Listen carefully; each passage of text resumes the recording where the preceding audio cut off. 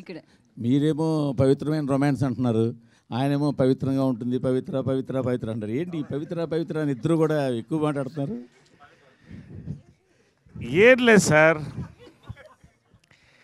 ఇప్పుడు మీరు ఎక్కడ మా బట్టల మీద కమెంట్ చేస్తారో అని మాకు భయంగా ఉంది. అందుకని అదేనా అంటే మీరు కూడా వేసుకోవాలి కాబట్టి మేము చాలా జాగ్రత్తగా పవిత్రంగా మాట్లాడుతున్నాం.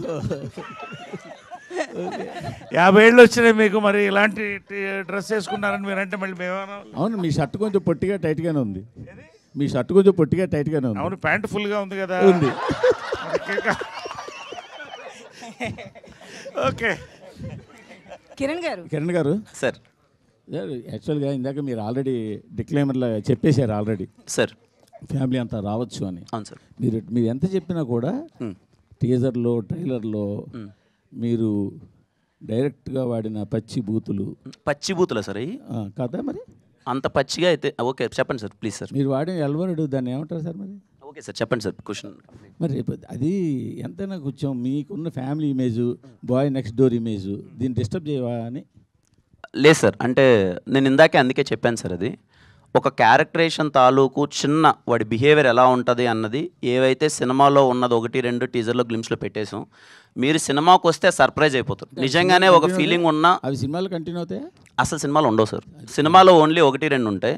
వాడి క్యారెక్టరేషన్ తాలూకు అవి ఏంటి అనేది అది పెట్టేసాం. ఎందుకంటే మేము ఇంకా ట్రైలర్ వదలలేదు, ట్రైలర్ వదిలిన తర్వాత ఫుల్ క్లారిటీ వస్తుంది. అండ్ మోర్ ఆఫ్ సినిమాలోకి వచ్చిన తర్వాత అరే ఇంత ఫ్యామిలీ ఎలిమెంట్ చెప్పాడా, ఇంత మంచి ఎమోషన్ చెప్పాడా అన్న మంచి వైబ్ ఏర్పడుతుంది సార్. అందుకే నేను కాన్ఫిడెంట్గా ఫ్యామిలీ ఆడియన్స్ థరోలీ ఎంజాయ్ చేస్తారని చెప్తున్నాను సార్. కానీ యూట్యూబ్లోకి సెన్సార్ అక్కర్లేదని చెప్పి, ఓపెనింగ్కి పనికొస్తాయని చెప్పి ఇట్లా డైలాగులు పెట్టి సినిమాలో లేకుండా చేసి ఓన్లీ ట్రైలర్ టీజర్లో పెట్టడం ఎంతవరకు కరెక్ట్ అంటే ఓపెనింగ్ పనికి వస్తుంది అనుకుంటే నా ఓపెనింగ్ సినిమా నుంచి అవే పెట్టేవాడిని సార్.